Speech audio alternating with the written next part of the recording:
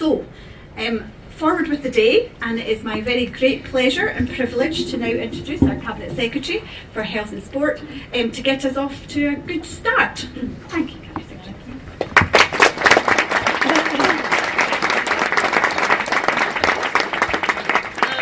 Good morning, everyone.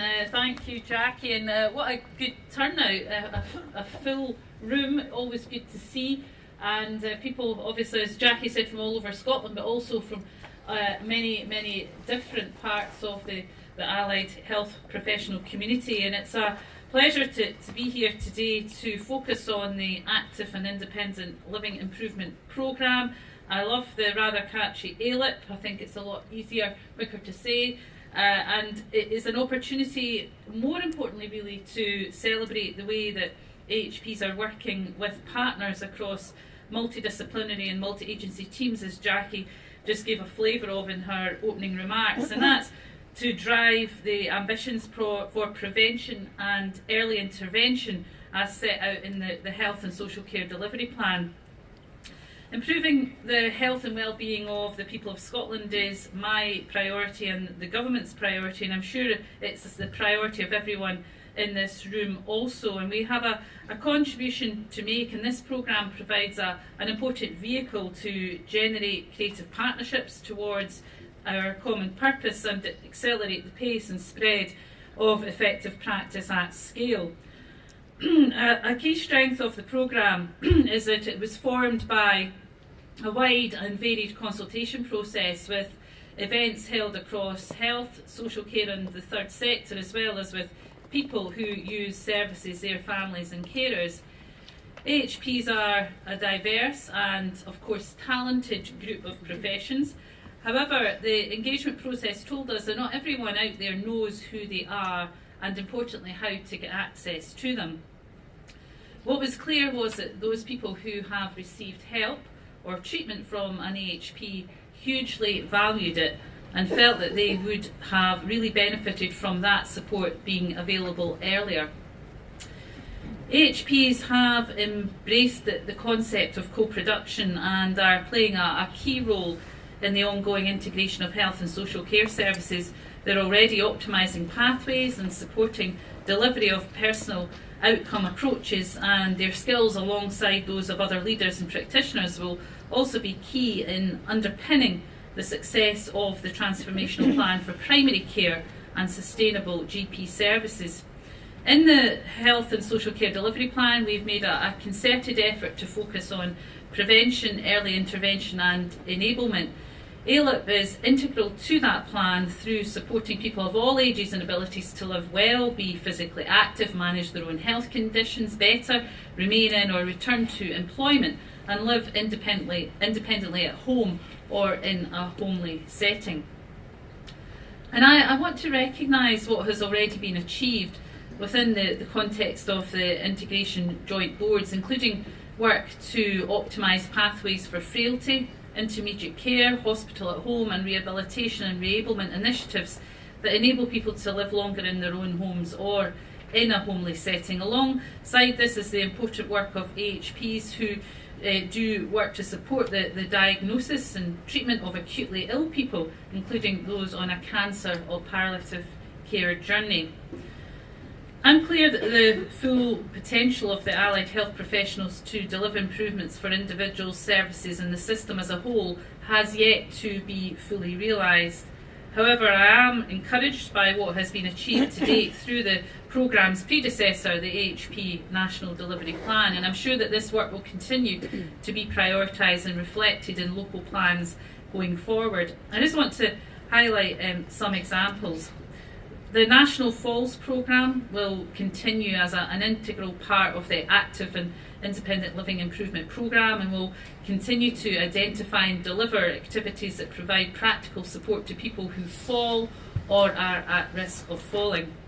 In Scotland, falls prevention has transformed in the last few years. It's no longer the preserve of a small number of specialist health services, but the shared responsibility of everyone who works with older people. A range of professions and organisations in all sectors are now involved in falls prevention, response and management. A key focus for the coming year will be the continuing work in partnership with the Scottish Ambulance Service to implement their National Falls pathway to reduce unnecessary conveyance to hospitals by 10%.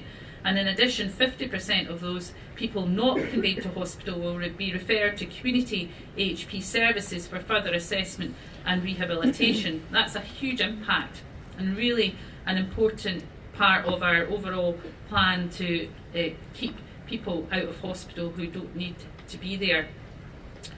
In terms of musculoskeletal services, AHPs have delivered a whole system redesign of those services as part of optimising orthopaedic pathways, ensuring connectivity with mental health and return to work pathways. Work in this area continues to evolve with the introduction of the MSK Decision Support Tool, which was first developed in NHS Tayside, I'm proud to say. This comprehensive web-based tool provides a single point for MSK education and information across the NHS with the aim of ensuring consistency in the management of MSK problems. The tool includes video advice on assessment as well as signs and symptoms of MSK conditions. Patient information leaflets are also available giving evidence-based advice. The tool is available now and has been provided to every GP practice in Scotland as well as to a range of other health professionals. And also, I want to highlight Ready to Act, a transformational plan for children and young people, their parents, carers and families who require support from AHPs, highlights the critical place of prevention and enablement and promotes the least intrusive interventions through a tiered model of service design and delivery directly linked to wellbeing outcomes. The plan highlights the critical place that addressing children and young people's health and wellbeing has on their later life chances and experiences and on the use of health and social care resources. I know that John Swinney, the Cabinet Secretary for Education, is particularly interested in that, and the speech and language therapy services, and the fact that we know the connections of speech and language issues that can be identified preschool, never mind in the early years of school, and how often, particularly, for example, young men within the prison system, how you can trace back those speech and language issues right back to preschool. So he's very interested in the role of AHPs and how we can join up the systems to make sure that we give those children the best chance in life. So he and I have spoken about that on many occasions. I want to, as well as these critical work streams continuing, and they are important and we want those to continue to evolve, it's also important to recognise that increasingly AHPs are shifting their focus to earlier in a person's health and wellbeing journey, away from the traditional models of provision in hospital to where people live their daily lives. Their current focus is on underpinning transformation of primary care, working closely with GPs and colleagues in multidisciplinary teams to optimise clinical pathways, support self-management and provide alternatives to admission to hospital if this is not required for the best care or support of the individual. Also, we know that being active has many health, social and economic benefits and reduces the risk of over 25 chronic conditions. Clearly, increasing population activity levels can help to reduce pressure on acute and primary care health services by reducing admissions and reducing prescribing and treatment costs. For these reasons, the Scottish Government is committed to increasing rates of physical activity. The Active Scotland Outcomes Framework sets out the ambitions for a more active Scotland and is underpinned by a commitment to equality. For some people, being active might seem a bit daunting, something that's not for them, but we want to challenge this and support people to do what they can to move more in a way that's safe and sensible for them. And health professionals have a crucial role to play here. AILIP will complement the broader work in physical activity by enabling AHPs to support people to be more active and improve their quality of life. And of course that's particularly beneficial to older people who are one of the groups at greatest risk of being inactive, yet can get the biggest benefit from that, with better physical health, reduced falls, improved cognitive function, which of course can delay the onset of dementia. Over 2/3 of adults in Scotland are overweight or obese, and by the time they reach primary school, 10% of Scotland's children will be obese it's estimated that around 20,000 are currently at risk. And of course the position is worsening in deprived areas, with the pattern particularly marked among women, where obesity rates in the most deprived areas are 14% higher than in the least deprived areas. And the factors contributing are complex. A range of interventions are needed over the long term. There's not one magic bullet here. But we think AHPs again have a hugely important role to play. They will work with colleagues, including midwives, health visitors and school nurses, to build on the successful evidence-based interventions and develop multidisciplinary programmes to support early maternal nutrition, breastfeeding and healthy eating approaches for mums, dads and children. Working across agencies and with partners to support adults in the workplace in making healthy eating choices, and also working with GPs and other partners to explore and co-produce evidence-based approaches and pathways to support healthy eating within the older population. AHPs see well in excess of 2 million new patients every year. Each contact is an opportunity to discuss what matters to you, but also an opportunity to discuss what's important to your future health and well-being. AHPs will use every contact and clinical encounter to generate conversations that matter about that person's future health and well-being, in particular relating to physical activity and nutrition.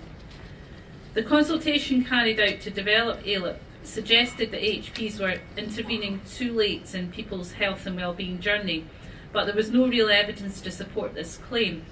We're therefore asking every AHP working in adult services in Scotland to undertake the life curve survey with 2 people they see on a particular day. And it's hoped that this will provide for the first time a baseline of the stages in people's lives at which AHPs intervene. This data will help us address how best we can support older adults to age well. Ageing is unique to each of us, and many factors, whether it's family, occupations, social and environmental factors, affect how we age. It's common, however, for all people to lose, to a greater or lesser extent, their abilities to manage everyday activities independently as they grow older. If we know the activities a person cannot do independently now, the life curve model tells us which they will not be able to manage next. And this has huge importance for individuals and services. It can help people to identify current strengths and impending functional losses before they occur, and devise tailored earlier interventions to address, delay or even avoid them. Most importantly, it should inform the next phase of AILIP activity and how we shape our services across health and social care to enable people to remain independent, sustain their quality of life and be in their own home or a homely setting for as long as possible. This programme was co-produced with people who use services, their families and carers, as well as a wide range of stakeholders. If we're going to succeed in generating a fairer, more inclusive and healthier Scotland for all of us to live and work in, it will be the partnerships of people themselves and with other agencies and sectors who share AILIP's common purpose that will be pivotal to that success. Health and care professions can of course play their part, and the way this programme was developed shows how AHPs have listened to what people said in generating a clear direction for how they will catalyse our common purpose and drive future action and improvement initiatives towards this end. I'm impressed that AHPs have embraced this multi-agency approach and have used creativity and innovative approaches to build and strengthen partnerships across health and social care, the third sector, the independent sector, as well as other agencies such as the Fire and Rescue Service, Police and Justice, Education, Sport and Leisure Services. I am confident that AILIP, with your support, everybody in this room and beyond, can succeed in its bold ambition to co-create well-being with the people of Scotland. I hope you enjoy the rest of the day. I am looking forward to hearing the next couple of speakers before I have to head back to Parliament at the coffee break. But just let me end with a thank you to you all for the work that you do. I think that I don't think I know that the future of our health and care services will depend on the roles of the people in this room, and indeed some new roles that will be developed as we go forward with the new vision of health, doing far more in the community, more prevention, keeping people out of hospital. You all have a hugely important role to play in that, and in advocating for your service and what it can deliver and what your profession can deliver, and importantly encouraging young people to make positive choices in choosing careers such as yours, because we're going to need an awful lot of young people to do that. We need a lot of young people to work in our health and care professions going forward. So thank you for the work that you do now and into the future, and I hope you have a very successful and interesting day. Thank you.